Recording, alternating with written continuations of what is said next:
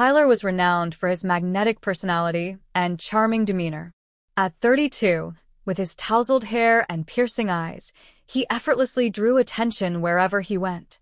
His laid-back style and easy smile masked a turbulent family history that had left him wary of forming deep commitments. Childhood memories of chaotic Christmases had driven Tyler to distance himself from family celebrations, opting instead for nights spent in bars or at parties with friends, chasing fleeting distractions to numb the emptiness inside. William, his best friend and longtime coworker, had always been Tyler's partner in embracing this carefree lifestyle. The two spent festive seasons together, reveling in their single lives without strings attached. But as Christmas approached, things began to shift. The office buzzed with holiday excitement. Plans for trips, family dinners, and reunions filled the air. Tyler, however, had already made his own arrangements. Another night out with William. 2 days before Christmas Eve, Tyler approached William at the end of the workday, brimming with enthusiasm. "Hey, Will, you won't believe this.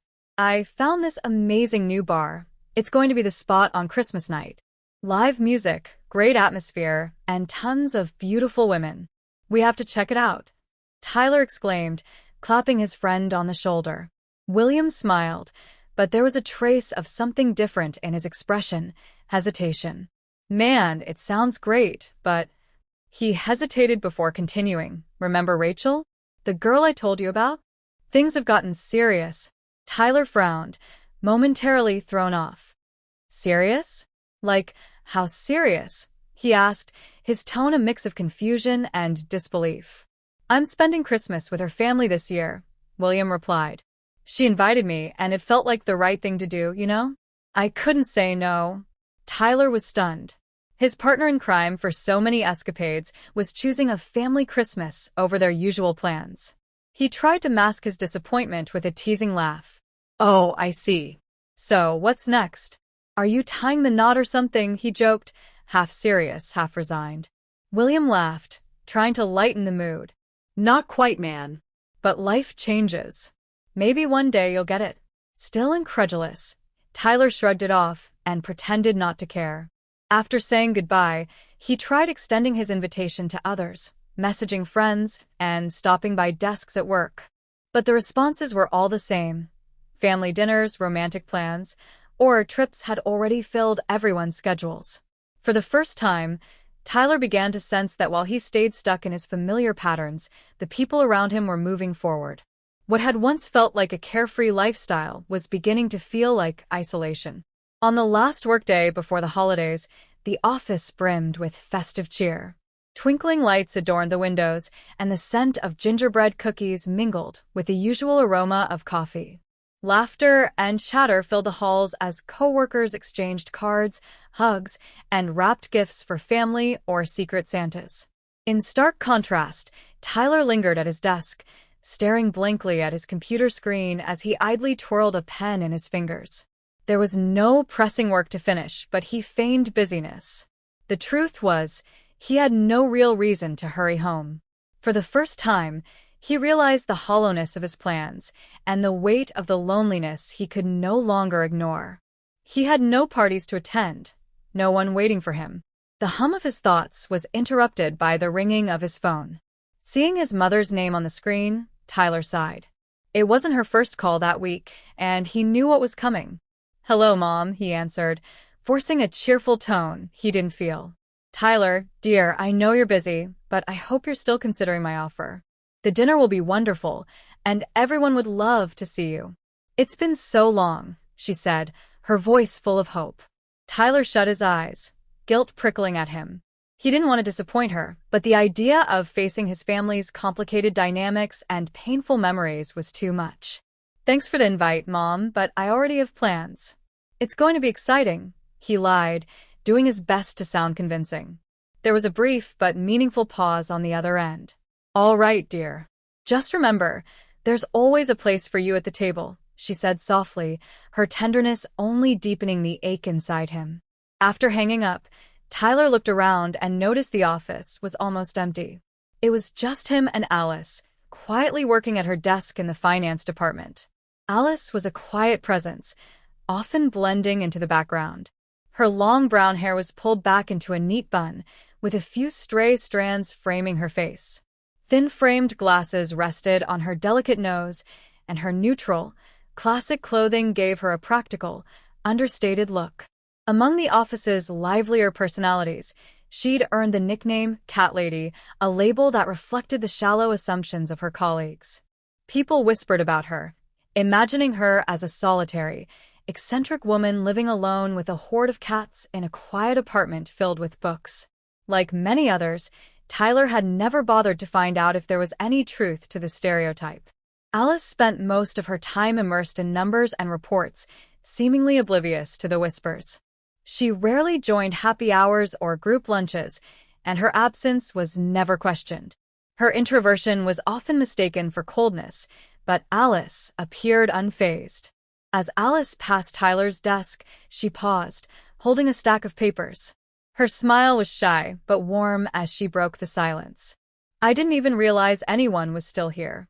You're dedicated.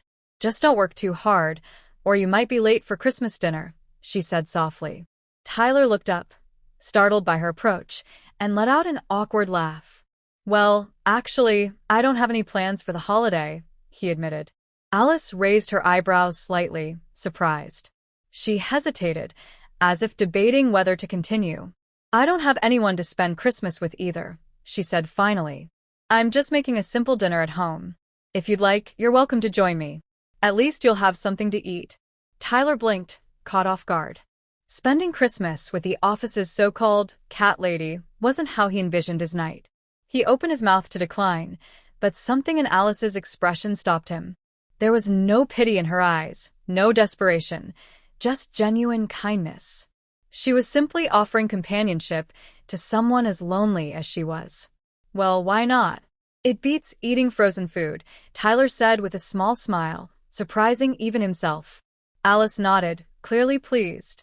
Later that evening, Tyler arrived at her apartment. To his surprise, he was greeted not by a chorus of cats, but by an excited Labrador retriever. "This is Max," Alice said with a laugh, patting the dog affectionately. "He loves visitors." Tyler couldn't help but chuckle at the irony. "I didn't expect a dog," he admitted, bending down to greet Max. Alice smiled. Most people don't. Her apartment was cozy and inviting, filled with the warm scent of cinnamon and pine. Tyler's eyes were drawn to a beautiful painting on the wall, a serene landscape of mountains and a lake. "I painted that a few years ago," Alice said, noticing his interest. "It's beautiful," Tyler said sincerely, admiring the intricate details. Alice gestured toward a small bar in the corner of the room. "Help yourself to a drink," she offered. As Tyler poured himself a glass, he felt a rare sense of ease. Maybe this Christmas wouldn't be so bad after all. While Alice finished preparing dinner, Tyler selected a bottle of red wine and sank into the soft sofa, feeling an unusual sense of ease. "I'm not sure what the tradition is in your family. Do you wait until midnight to eat?" Alice called from the kitchen. "My family didn't really have traditions," Tyler replied honestly. "We can eat now, if that's okay with you." A few moments later, they sat down at the table, which Alice had carefully arranged. There was roasted turkey, potatoes, vegetables, and a pie that filled the room with a warm, inviting aroma. Tyler was taken aback by the care she'd put into everything. The scent of roasted turkey and spices enveloped the room, making it feel cozier. Alice looked at him with calm curiosity, her tone gentle. "Tyler, can I ask you something? You don't have to answer if you don't want to, but why are you alone on Christmas?" Tyler hesitated, his eyes fixed on the wine glass in front of him as he absently swirled the liquid. The room felt intimate, almost magical, and something about Alice's patient gaze made it easier to let his guard down. "My family's complicated," he began quietly, his voice slow and careful, as though unearthing memories he'd buried long ago. "When I was a kid, my parents' relationship was like a roller coaster, constant fights and reconciliations.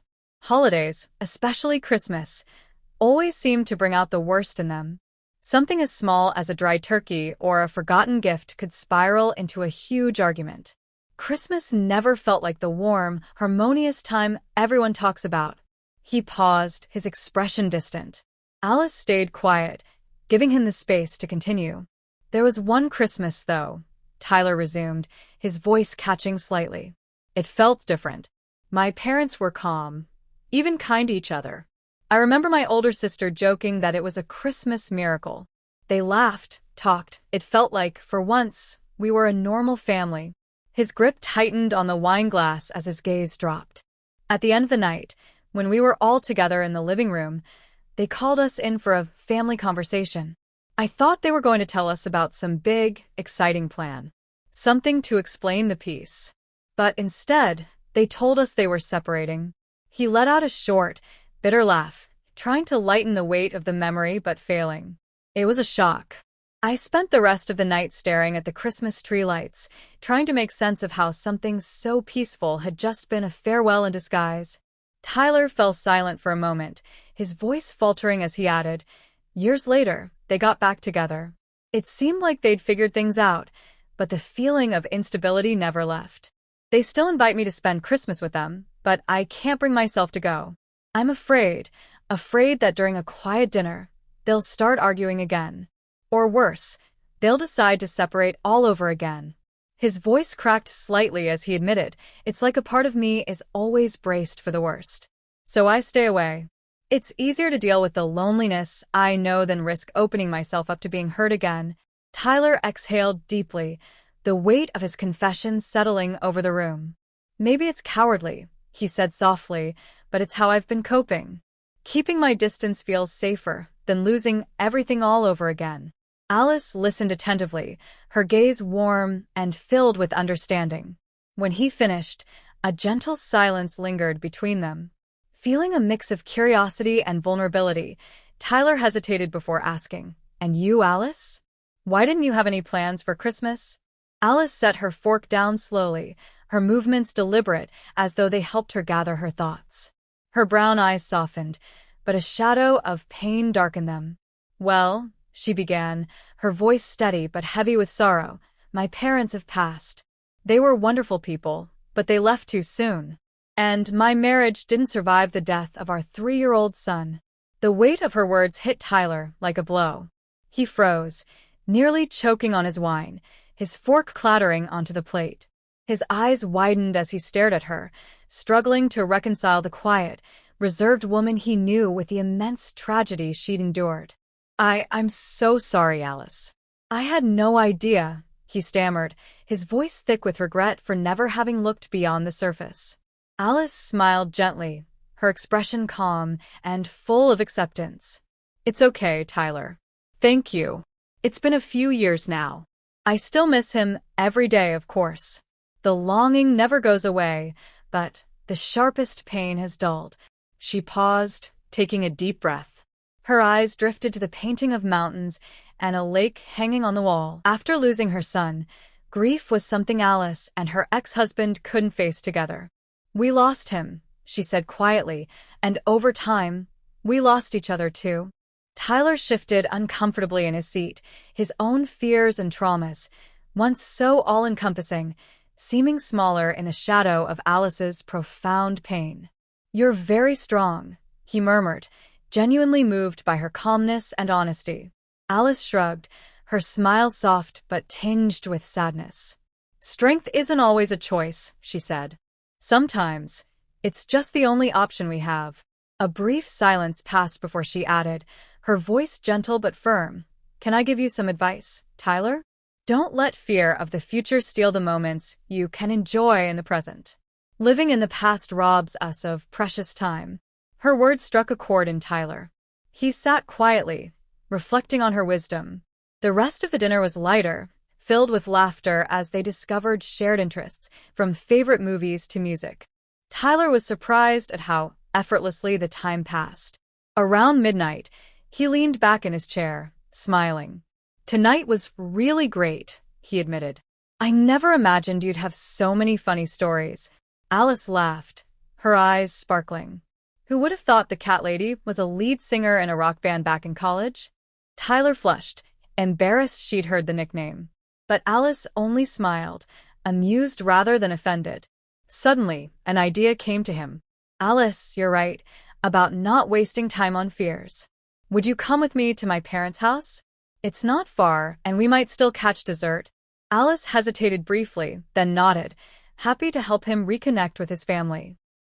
When they arrived at his parents' house, they were greeted with surprise and joy. Tyler's mother, a kind woman with silver-streaked hair, hugged him tightly, her voice trembling with emotion. Tyler, what a wonderful surprise. His father, stoic but warm, clapped him on the shoulder. I'm glad you're here, son. Tyler introduced Alice as a friend, and she was welcomed with open arms. The house was cozy, filled with the aroma of cinnamon and hot chocolate. Christmas lights twinkled, and the joyful sounds of children playing echoed through the living room. As they all sat down to enjoy a late dessert, a delicious pecan pie, Tyler watched his family laughing and talking. He felt a pang of regret for avoiding so many moments like this over the years. His mother chuckled at one of his father's jokes, his nieces and nephews played near the tree, and Alice was engaged in an animated conversation with his sister-in-law. For the first time, Tyler realized the fear that had kept him away was unfounded. In the months that followed, Tyler and Alice grew closer. He discovered in her a kindred spirit, someone who understood him in ways he hadn't expected. Alice, in turn, found in Tyler a source of laughter and encouragement that helped her step out of her shell. Slowly, their bond deepened, and they fell in love. The following Christmas, Tyler and Alice celebrated together with his family. The house was filled with laughter and warmth, a far cry from the lonely holidays Tyler had once known. In the middle of the celebration, Tyler asked for everyone's attention. With a racing heart, he knelt in front of Alice, pulling a small box from his pocket. Alice, he began, his voice steady but filled with emotion, you've taught me that the past doesn't have to define the future. With you, I've learned to cherish each moment and open my heart again. You make me want to be a better man every single day. Will you marry me? Tears welled in Alice's eyes as she whispered, yes. The room erupted in applause and cheers as Tyler slipped the ring onto her finger. He pulled her into a warm embrace, whispering, Christmas isn't a date I fear anymore. It's a time for hope and love because of you. As they kissed, the room buzzed with celebration, and Tyler felt a profound sense of peace. That night, as everyone rejoiced, Tyler looked at Alice with gratitude. She wasn't just the woman he loved. She was the one who had helped him rediscover the value of family and the magic of Christmas. What had started as an unexpected meeting between two lonely souls had blossomed into a story of love, healing, and new beginnings. Tyler and Alice proved that sometimes the best gifts aren't wrapped, but come in the form of second chances and fresh starts.